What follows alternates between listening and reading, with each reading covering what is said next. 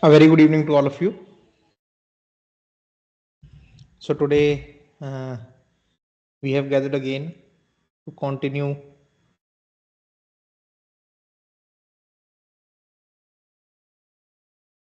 the Organon. We have done till 135. Still the aphorisms of provings are going on.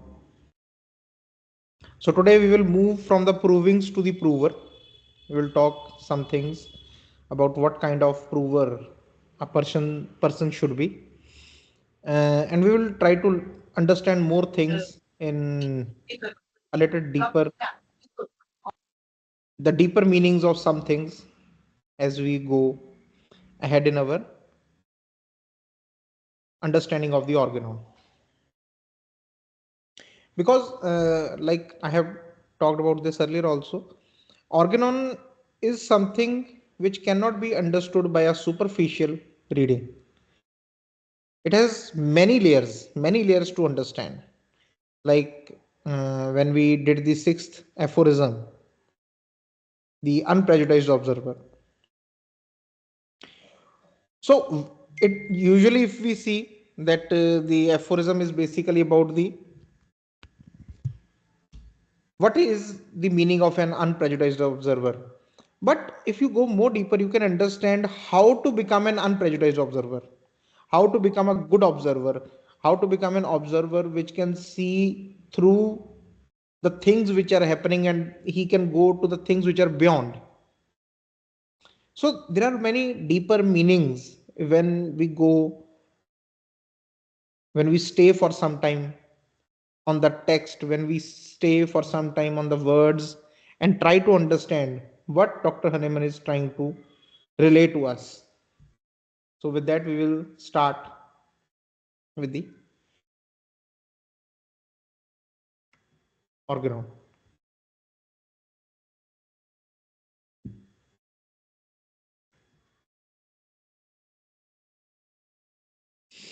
So we have done till 135 and we will continue with aphorism 136. Screen share हो रही है? Yes, sir.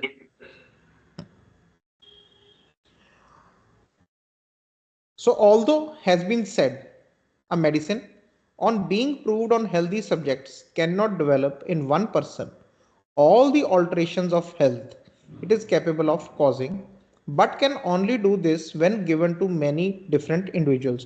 So last time, the aphorisms when we have done, there Dr. Hahnemann has said that we have to prove the medicine on many people so that we can come to the complete we can know the complete power of the medicine, because one medicine cannot produce all the symptoms which are under its power on one person. So we have to go and repeat the experiment on different subjects of different age, of different sex, males and females both, and try to get all the symptoms which we can have from so many people. So in this, he is basically summarizing or talking about the same point, that he's saying that although this thing has been done, I have already said that we have to give the medicine to different individuals varying in their corporeal and mental constitutions, different kind of mental constitutions, different kind of physical constitutions.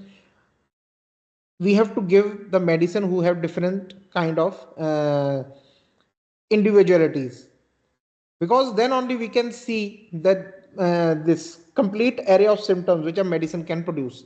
Yet the tendency to excite all these symptoms in every human being exists in it. But from that thing, if a question comes to the mind that okay, this medicine can produce some symptoms in some people, so it can cure some symptoms in some people. This is not the case. So he is trying to clarify this thing, that although this medicine, when it is being proved on the healthy subjects, it has produced different symptoms in many people. Okay, some were common, some were different, but they have been given to many people, and it has produced different symptoms. But to produce all the symptoms, the tendency, the power to produce all these symptoms are basically present in the medicine, according to an eternal and immutable law of the nature, because all these symptoms are basically coming from the power of the medicine. by virtue of which all its effects, even those that are but rarely developed in the healthy person, are brought into operation in the case of every individual if administered to him when he is in a morbid state presenting similar symptoms. So, because it has the power to produce the this pathogenic power to produce symptoms is contained in the medicine, so it can contain the similar symptoms in a diseased individual also. It can contain when a person is in a morbid state, in a disease state, it can produce the similar symptoms in that. It then, even in the smallest dose, being homeopathically selected, silently produces in the patient an artificial state closely resembling the natural disease, which rapidly and permanently homeopathically frees and cures him of his original malady. Sorry. So it has this power to produce all those symptoms which are seen in 10 or 20 or 100 of the people it has produced. It has that power. And when by the symptom similarity we give a medicine to a patient who is suffering from similar kind of symptoms which a medicine has capability to produce, so it can homeopathically permanently cure the malady, the natural disease from that patient. So this thing should not come in mind that the medicine produces certain symptoms in certain individuals. So in a diseased person, it can only cure certain symptoms in certain people. That is not the case. Because while proving there is also a resistance of the body. A healthy body, it resists some symptoms. So all the symptoms cannot be produced. And we have talked about the susceptibility also. Different people have different susceptibilities. So it also depends upon the susceptibility of the patient, of the prover, sorry, not the patient, but of the prover, of the healthy individual, that what kind of susceptibility, whether it is sensitive, whether it is under sensitive, what kind of sensitivity he has. So, but whatever the powers are there, whatever the symptoms it produces, it has the power to cure all those symptoms. So, aphorism 137, the more moderate within certain limits the doses of the medicine used for such experiments. Okay. So, what should be the dose for such experiments? So, this is the aphorism about that. That the more moderate within certain limits the doses of medicine used for such experiments are. That we have to use the, although Dr. Hahnemann has told us about that, give it in 30 potency, give one globule, then go to the two globules. If still the symptoms don't come, then you keep increasing the dose until the symptoms start appearing. But here again, he is telling about that what happens if we give large doses basically.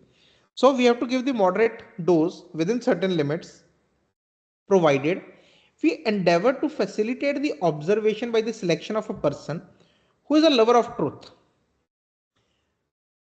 So we have prepared the medicine in the most purest form we have made. We have given the most minute dose to bring out the symptoms. But then there is a third part to this experiment. That is the prover. What kind of prover should we? Because at the end, even if we have done the first two steps very carefully, preparing the dose and giving the dose, preparing the remedy and giving the appropriate dose, if we have done two these things very accurately, very perfectly, and the third thing is not perfect, the whole experiment can fail. So the third experiment is that what should be the qualities of the prover? Because if the prover does not tell us exactly what is happening, or he somehow keep something secret from us, then the whole experiment will not come to the result we want from the experiment. That will not come out. So provided we endeavor to facilitate the observation by the selection of a person, we have to select a person who is lover of truth, who wants to know the truth, who wants to know what happens when this medicine is taken. He's lover, he loves truth. Temperate in all respects. He's a temperate person. He is not a very moody or impulsive, or not that. Of delicate feelings, the feelings are very delicate, and who can direct the most minute attention to his sensations, even the minutest of the attention, that he can place his attention wherever he wants. What is happening inside the body, what is happening, what kind of sensations are being produced, where they are being produced. He can tell all those things. We have to find that kind of prover. So much the more distinctly are the primary effects developed, and only these. So when we use moderate doses, small doses, what happens is that very minute primary effects come. So the patient, the prover has to be very delicate so he can catch these minute effects and tell the doctor or the physician that I am feeling these things. So much the more distinctly are the primary effects developed, and only these which are most worth knowing occur without any admixture of secondary effects or reactions of the vital force. So when we use minute doses, very minute primary effects come without the mixture of secondary effects, and that is the true knowledge of the provings. Because if the secondary effect, I think someone's mic is on. So because when the secondary effects get mixed with the primary effects, then a clear picture cannot be made of the proving. So for that we have to give most moderate doses, most smallest of the doses, and if the symptoms are not developing, we can keep increasing the dose. When however excessively large doses are used, what happens when we use large doses, excessively large doses? There occur at the same time not only a number of secondary effects among the symptoms, but the primary effects also come on in such hurried confusion and with such impetuosity that nothing can be accurately observed. So the primary effects, they come very fast in a hurried this thing. Even the secondary effects start coming. So an accurate observation cannot be made. We cannot make a clear picture of what are the symptoms which are of the medicine or the secondary effects of the vital force, let alone the danger attending them. And because we are, if we give excessively large doses, there is also danger which is coming with them, which no one who has any regard for his fellow creatures and who looks on meanest of mankind as his brother will deem an indifferent manner. So a person who has sympathy, who regards people as the mankind as a brother, he cannot remain indifferent to these things, that that a person is suffering because of the excessively large doses. First he complied for this experiment, and if we are giving the large doses and his health gets damaged, so that is why Dr. Hahnemann has written this aphorism, that at least what can happen if you do wrong. Because sometimes many times, yes, why it comes to my this thing, many times I'm asked that, like even Dr. Mavi, my father, he was asked also, and I am also asked that why you say right homeopathy, because it gives out a message that only homeopathy which you tell is the right. No, many times, wherever I go, whenever. So it is not that the only homeopathy which we do is the right homeopathy. Many people are doing right homeopathy. The homeopathy which is written in Organon is the right homeopathy. But why? Because it is, because I am telling that because this aphorism is on the same philosophy, that you have to tell the people that there is something wrong also being done. Don't take homeopathy as every homeopathy is right. There is a wrong thing and then there is a right thing also. We chose to be close to the right thing. Okay, there are many good teachers, there are many good homeopaths. I have met many, I have enjoyed the company of many, and those people, they actually, most of them, they don't have any problem with this thing, with the name, because they understand this thing. They don't get hurt by this name. So this thing, because it started at Dr. Hahnemann's time. Now in the introduction, Dr. Hahnemann has written about these things, that these things started at his time, that people were doing some things which he has already done, and he had the experience that this should not be done, and he has written about it that this should not be done, don't give large doses. So he had to sometimes go to this, like this last line, that if a person has the compassion, he cannot remain indifferent to these kind of experiments where the large doses are being given, because first they are not accurate, they don't give the accurate picture, and secondly the prover who agreed to do an experiment at his health's expense, his health is getting damaged, so we cannot remain indifferent to that thing. So similarly, again about the name, this right homeopathy, we cannot remain indifferent to something which is going wrong. It is our moral duty and social duty also to tell the people. Then there, it is their choice what they want to do. But at least the first step is to tell the people that yes, wrong is also being done. How to differentiate what is right and what is wrong? It is basically based on the organon. It is based on the organon. Whatever agrees with the organon is right. Whatever goes out of the boundary of the organon or the principles of the homeopathy is wrong. That's it. Simple measure to simple yardstick to measure what is what. So aphorism 138.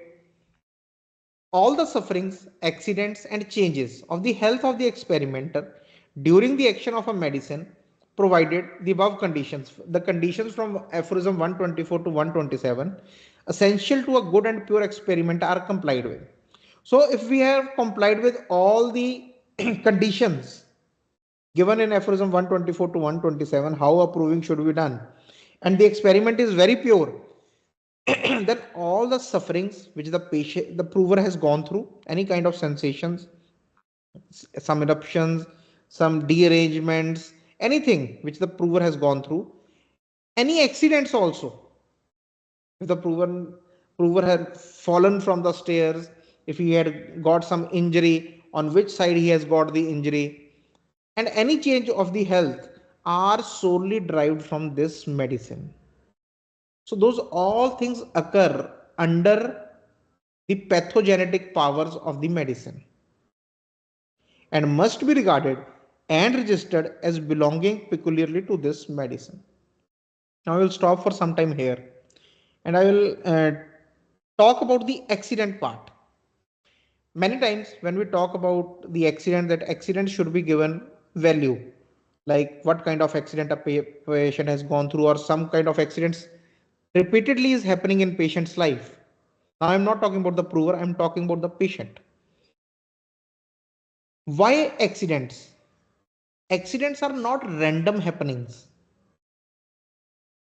They are not random.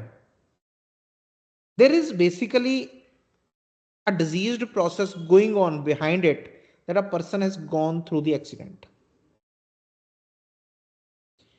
He could have avoided if he had been in a healthy state. Okay. Many times, if introspectively, if you think about it, if you sit for some time and think about whether whenever you had some minor accident or something like this, for example, you had a fall, you had hit some car, or there was an accident or some other thing, you the hand, it got into an injury, you have to think somewhere that what has happened. Recently I had an accident on my finger, injury on my finger around 20 days back, still it is in a healing state. So when you think about it, that why, what happened, there is always a psychological process or something was happening behind to it, which we can call as a diseased, prior, a state prior to something happening, that is always there, and then this accident happens.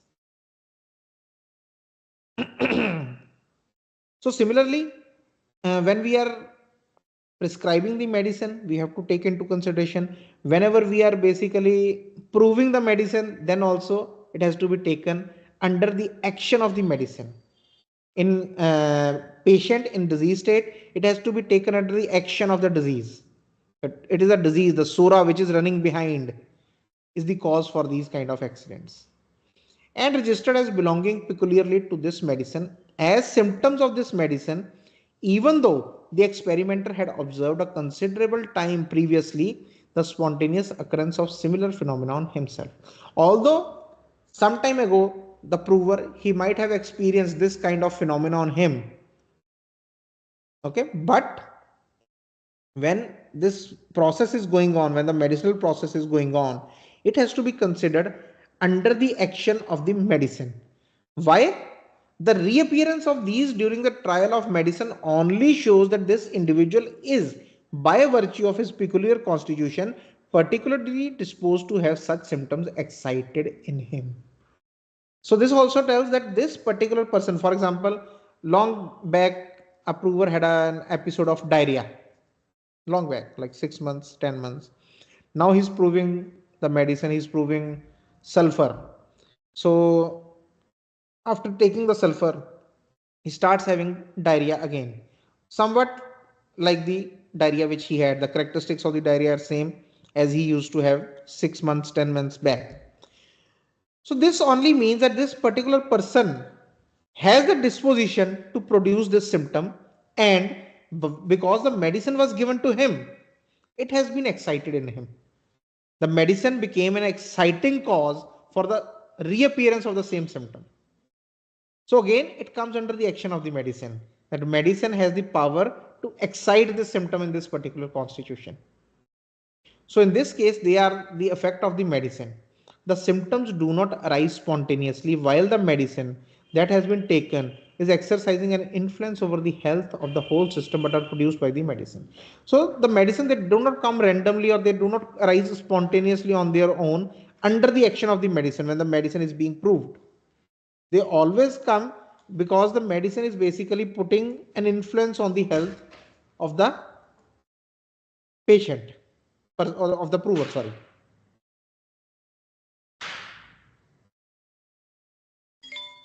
When the physician do not, aphorism 139, when the physician does not make the trial of the medicine on himself, but gives it to another person, the latter must note down distinctly the sensations, sufferings, accidents, and changes of health he experiences at the time of their occurrence, mentioning the time after the ingestion of the drug, when each symptom arose, and if it lasts long, the period of its duration.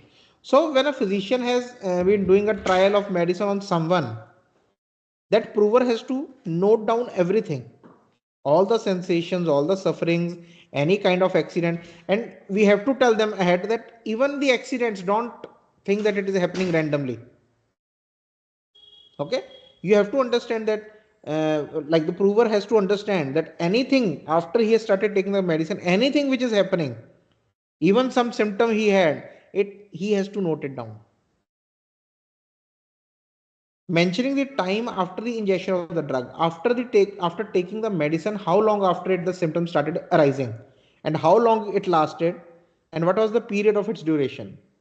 The physician looks over the report in the presence of the experimenter immediately after the experiment is concluded, or if the trial lasts several days, he does this every day in order, whilst everything is still fresh in his memory, to question him about the exact nature of every one of these circumstances.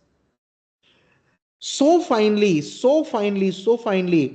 Dr. Hahnemann has given the points how to do it very, very finely. That if the patient, sorry, the prover, the physician has to do it every day because the memory is fresh. If and ask about each thing, how the circumstances were, what was the exact nature of everything, and to write down the more precise details so elicited, or to make such alterations as the experimenter may suggest. So to make some alterations, make more precise details, when it happened, how long it remained, all the symptoms, he has to ask to the prover. So there is a footnote. He who makes known to the medical world the results of such experiments becomes thereby responsible for the trustworthiness of the person. So even the trustworthiness of the person on whom the proving is done, that responsibility also falls on the physician who's proving the drug. From here, again, like I said, that there are, if you start thinking about it, that When Dr. Hanuman tells about these things, these fine details of the things, then he makes a footnote to it. The question or kind of, a statement comes to the mind when you are reading through that how much big responsibility it is to do these things, and how much responsibility Dr. Hanuman took to bring this truth to the world when he was talking about this thing, when he was writing about this thing. How careful he must be in his mind that even by mistake I should not tell anything which is wrong, which is out of the experience. Because even when you are sitting, when we are sitting in the clinics or doing, so many theories come to mind, so many, speculations come to mind, so many things they come to mind. Oh, it can be like this, it can be like that, what if this would have happened. But he was into, the conscience of Dr. Hahnemann. When you read the Organon, it is so incredible, so incredible. The responsibility he felt for telling the truth. If you read about the history of Dr. Hahnemann, he didn't had a very settled life. He had changed the cities. Was sent away from the cities because he spoke truth. But still, but still, he took it upon himself. He took it as a responsibility on himself that this is the only method to cure the sick people, and it should be given to the people. It should be, because when a person knows about the truth, it becomes their moral responsibility to tell this thing. And they have to be very courageous because the whole world is going to be against them. The whole world is going to be against them. Becomes thereby responsible for the trustworthiness of the person experimented on and his statements. So he has to be very careful who is making the experiments. Nowadays, the provings are just are being done for fun. I read many provings of many new doctors. There are some serious people also. I don't say that, but I am talking about the most. When you see the provings, it is so they're so casual, and there is more. You can say impatience or hurried.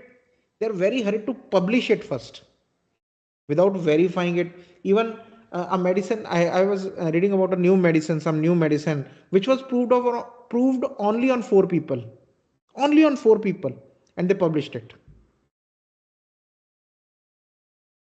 They published the medicine. Dr. Hahnemann, if you see at the this Materia Medica Viva, he has written name of each and every prover, and there are 40 provers, 50 men, 60s, many provers. And then he came up with the true picture of this thing. So this is why he's writing that, just to become that you have done something new to be famous, don't do something irresponsible, don't do something irresponsible, because you are responsible for the trustworthiness of this proving. And justly so, at the wheel of suffering humanity is here at stake, because there is a suffering humanity and their condition is at stake. So we cannot do anything which is, we cannot do carelessness in these things. It has to be very careful thing. It has to be very sacred thing.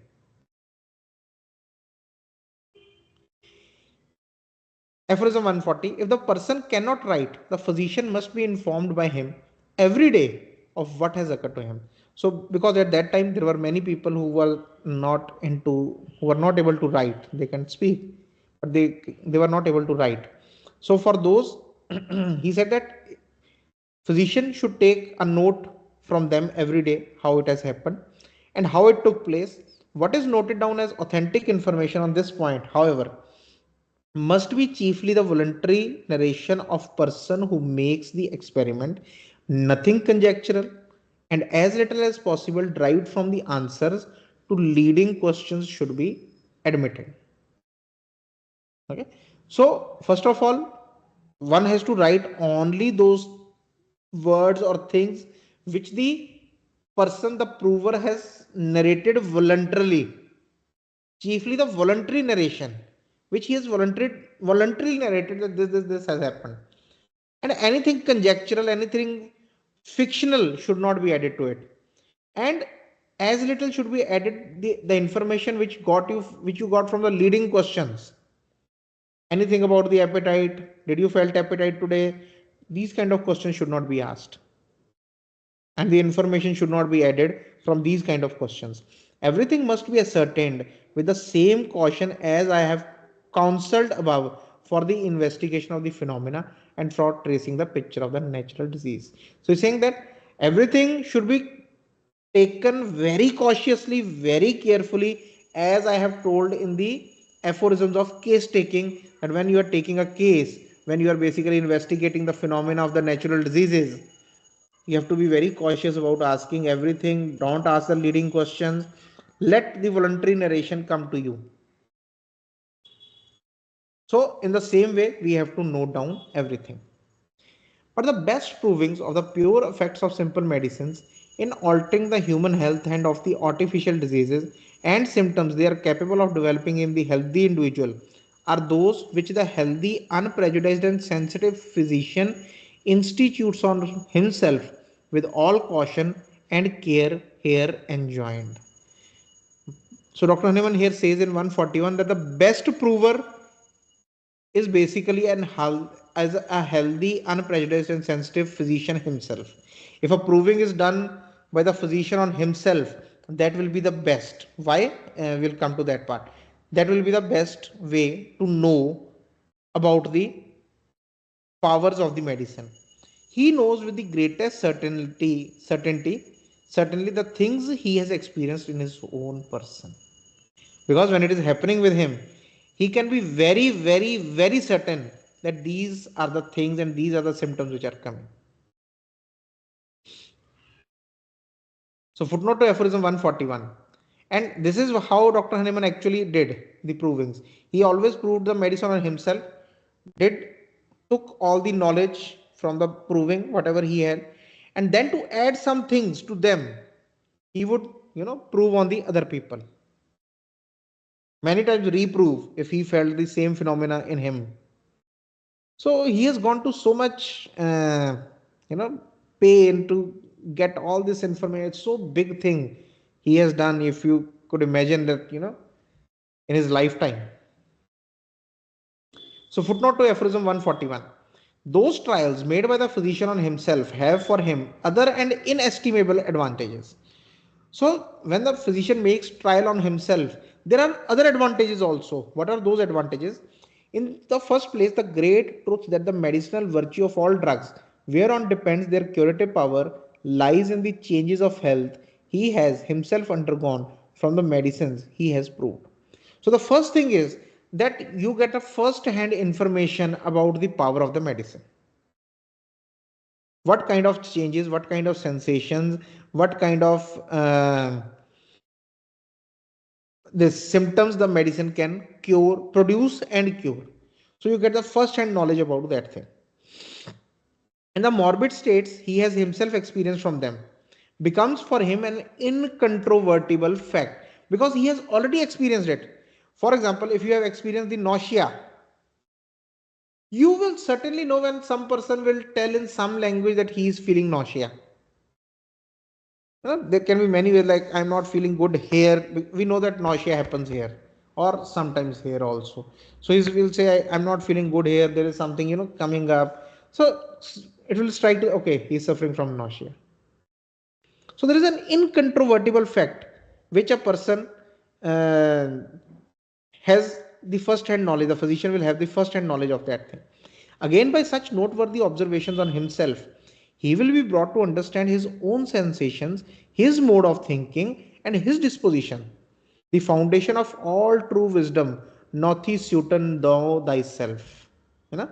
So when he is basically doing this thing, he will go in, because to understand what is happening, you have to go inside. There is an outer world and then there is an inner world. We keep thinking whole day. Our mind is full whole day, full of thoughts whole day. but we don't know about them, what is going on, because we very seldomly we go inside, very seldomly. Nowadays many people they do meditation. It's a very good thing to meditate, but meditating for 1 hour and then being the same for 23 hours, again it does not serve the purpose.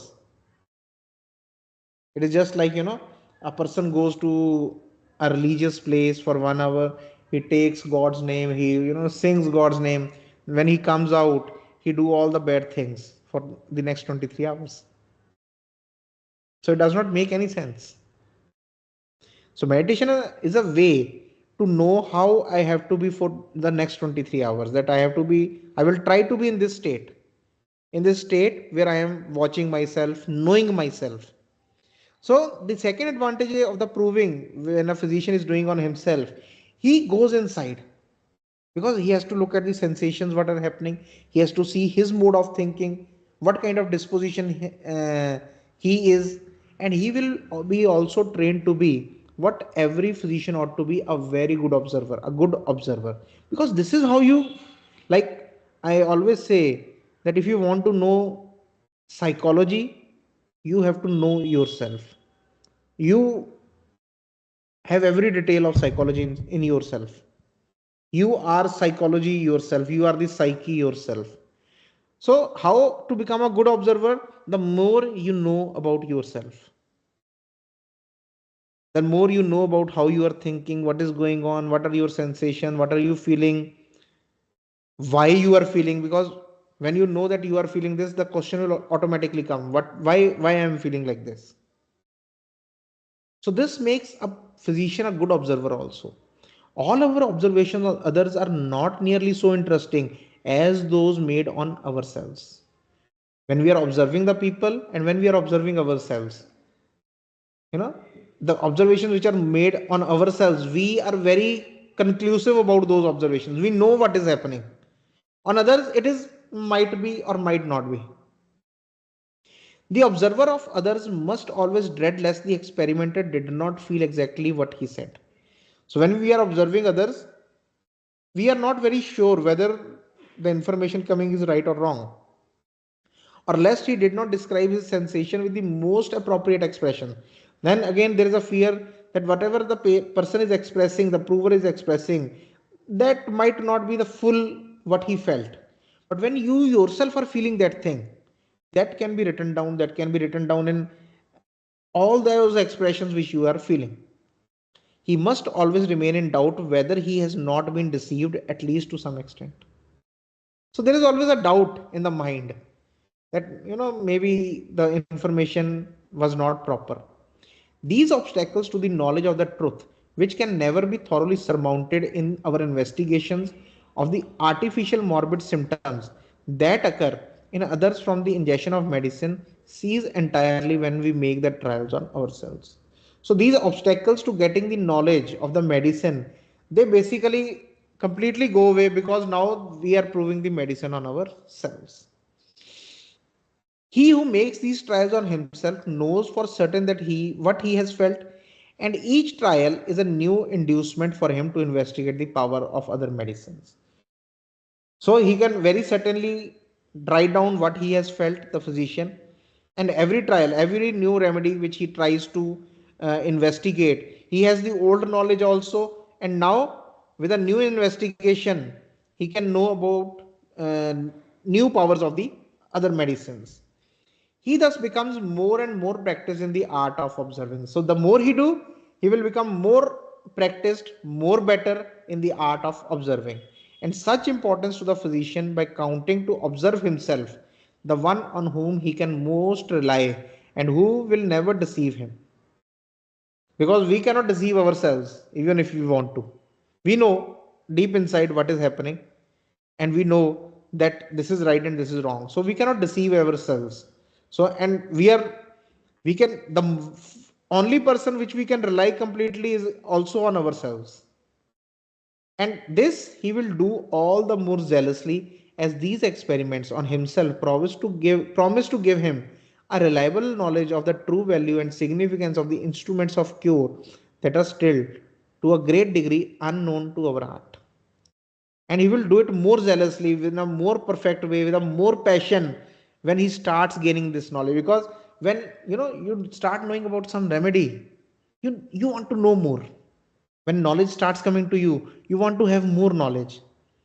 So the person, the physician, will become more zealous, more passionate to do these experiments.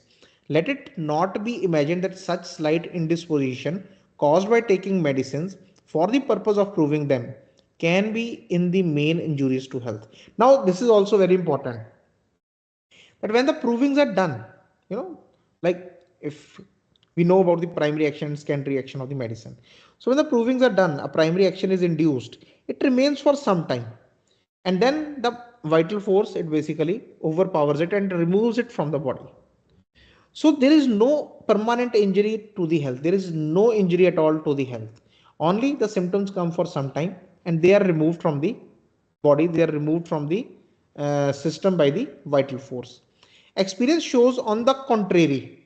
So Dr. Hahnemann is now telling about his experience, that on the contrary, the opposite thing happens. What? That the organism of the prover becomes, by these frequent attacks on his health, all the more expert in repelling all the external influences inimical to his frame, and all artificial and natural morbific noxious agent.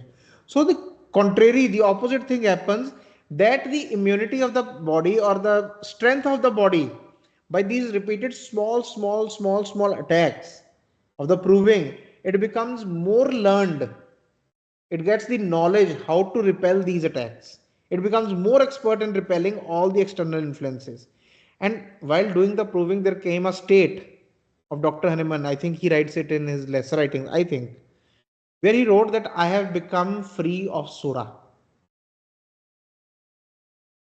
That I have become free of Sura by doing these kind of experiments, and becomes more hardened to resist everything of an injurious character by means of these moderate experiments on his own person with medicines. So he becomes more resistant to these kind of injurious things. Okay. His health becomes more unalterable. He becomes more robust, as all experience shows. He says that all the experience, there are many provers who are doing proving again and again, and he has seen in them also that their health has also improved. The repeated attacks or some kind of things which are happening to them, now they have become more robust, and their health is unalterable. It is not altered very easily, they don't become sick very easily. So on the contrary, complete different phenomena. And it makes sense also. It makes sense that parts of the body, they become more intelligent, or they can have this memory of how to repel this kind of attack. They become more strong in that thing. So we'll stop at aphorism 141 today. So thing which we can take from today's aphorism is that, the main thing is that how much careful and responsible we have to be. Because health is the most important part of a person, and he gives it is he gives his health, the patient gives his health in our hands. So we have to be very careful when we are doing, when we are selecting the remedy. I We have to be careful, but again, we are bound by our knowledge also. So don't feel that if someone is not getting well, then you have to be. The only thing which we can do is give our 100%. If we are very sure that we have given our 100%, and still the result has not come, then it is okay. We can try again, and again and again with our 100%, and one day will come when the result will come. But the main thing is to understand this thing, that we have to give our 100%. The responsibility we have to take, that when the patient is in front of me, when I am analyzing the patient, nothing else exists for me. Because the master, because our teacher, because our, you can say, father of homeopathy, who gave this science to us, he was like this. So somewhere, if I can only become 1% of one he was, then I think, as he did not lived in vain, then I will not also live in vain. Even if I become 1% of what he was. So we have to understand the emotion. There is an emotion, underlying the organon. That is very important to become a homeopath. Because until and unless we tap into that emotion, tap into that feeling, and retain that feeling inside, that emotion inside, then we start becoming homeopath. So with that, I will take your leave. Any questions, anything we can discuss next time. You can send it in the group. You can send me personally also, and we can discuss that. With that, I will take your leave. Thank you. Thank you very much. Good night.